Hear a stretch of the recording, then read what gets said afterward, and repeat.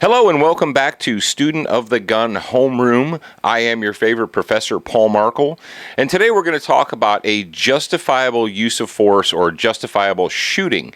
Now, this shooting took place in Baton Rouge, Louisiana, and as I record this, it's been about, I believe, 10, 11 days. It doesn't really matter, but it occurred when a police officer in the middle of the day, it was a Friday afternoon, a police officer was escorting a funeral, and someone cut through the funeral procession. So the officer pulled the person over, and they were going to cite him for breaking into a funeral procession. Not a huge deal, but, A, show respect and don't do that, and B, take your ticket, and if you think it's bogus, go to court and tell them why it's bogus, and the judge might let you go. Well, that's not what happened in this case. What happened in this case is the person receiving the ticket, a Mr. Temple, proceeded to attack the police officer, jumped him, was pummeling him. The officer was on his back, and the suspect was on top of him, beating him to death in the parking lot of an AutoZone. Not a good thing. And this is in the middle of the day. This isn't 2 a.m., outside of a bar in the bad part of town. This is like right in the middle of town in an AutoZone parking lot. Well, a bystander saw what was happening and heard the police officer screaming for help and ran to his truck, retrieved a firearm, ran up and said, "Stop, stop." The guy wouldn't stop trying to kill the officer, so he shot him multiple times. Bad guy died. Officer lives. Okay, yay team. What can we learn from this particular incident? Well, number one, if you are a dedicated student of the gun, and especially if you carry or you're thinking about carrying a firearm on a daily basis for personal defense, when things like this occur, you need to examine them and see if there's any lessons that can be learned. And there are definitely some lessons that could be learned from this particular incident. Number one, okay, bad things can and do happen any time of the day or night. How many of you who have concealed carry permits talk yourself out of wearing your gun because you think, well, it's the middle of the day, or, well, I'm just going to the grocery store, or, well, I'm just going to run up and I'm going to get a new oil filter for my truck and I'm going to come home and I'm going to change my gas and it's, or change my oil, and it's the middle of the day, so I don't need a gun. Okay. We can't sterilize the world, people. You should know that. You cannot sterilize the world, and bad things can and do happen at any time of the day or night. The whole mentality of, well, I only carry when I think I'll need it, it's just silliness, and we've talked about it before. It's like having insurance that only covers you occasionally or part of the time. So if you're going, lesson number one, if you're going to carry, if you've got a permit, carry all the time.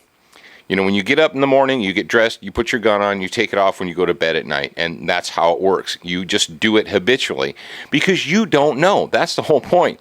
You don't know when you may be called upon to use it. And now the good guy in this story, he had a concealed carry permit, but he wasn't carrying his gun. According to the WAFB news story, he ran to his vehicle, retrieved his gun, and ran back to assist the police officer. And that's the only real ding that I can give him, is he had a permit, but he didn't have his gun on. It was in his car. Now, fortunately, he was able to get to his truck and get it quickly. But what if the truck would have been 500 yards away, or 200 yards away, or 100 yards away? That's a long way to go to get your gun. My buddy James likes to say, he said, it's a long way to the parking lot when you're somewhere and you need your gun, regardless. So number one, if you're going to carry, do it all the time.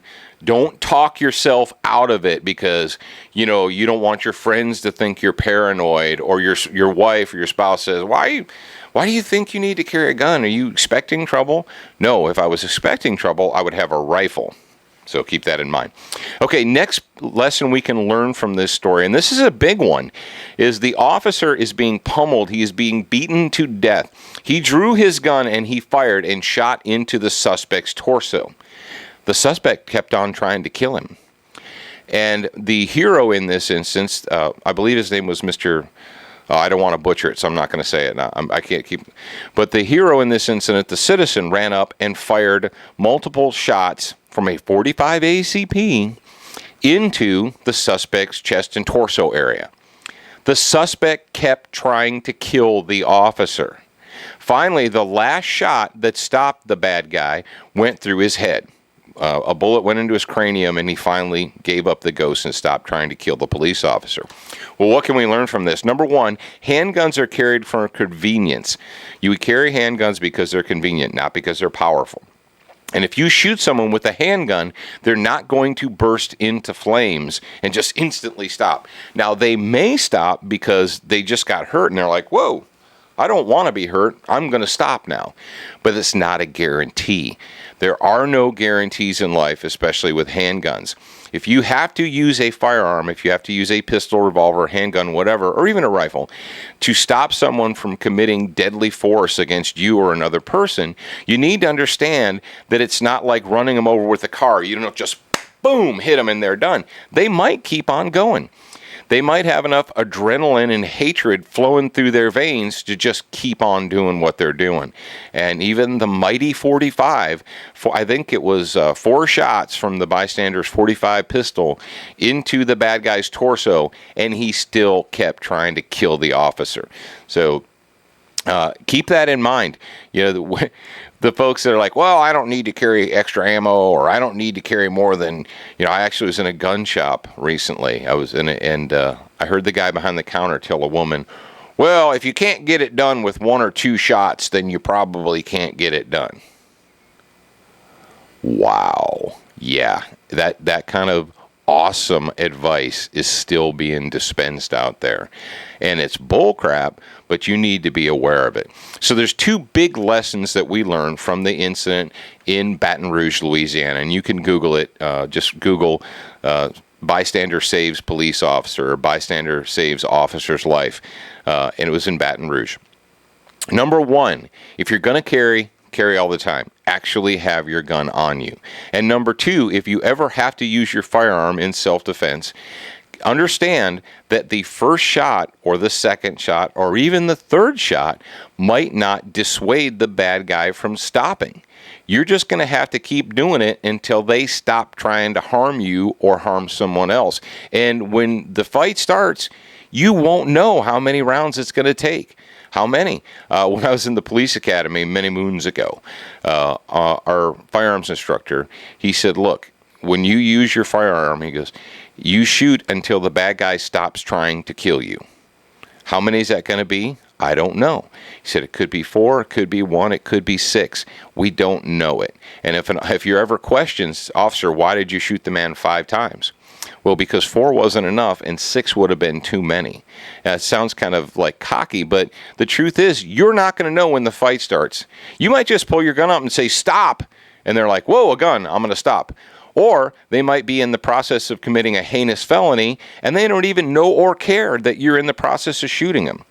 So keep that in mind as you go about your business. So learn lessons, take lessons where they're offered, and this is a good lesson. Now, our recommended viewing today, a lot of the material that we talk about here on Student of the Gun Homeroom can be found on the Armed Living DVD. That's why we did this. It's chock full of useful information for you, the guy who wants to actually carry a gun to save his own life. And how can you get that? You go to Student of the Gun Gear. That's Student of the Gun Gear, GEAR.com, and you can order one of your very own. So until next time, I am Paul Markle, your favorite professor, and where are you going to go for all things Student of the Gun? You're going to go to studentofthegun.com.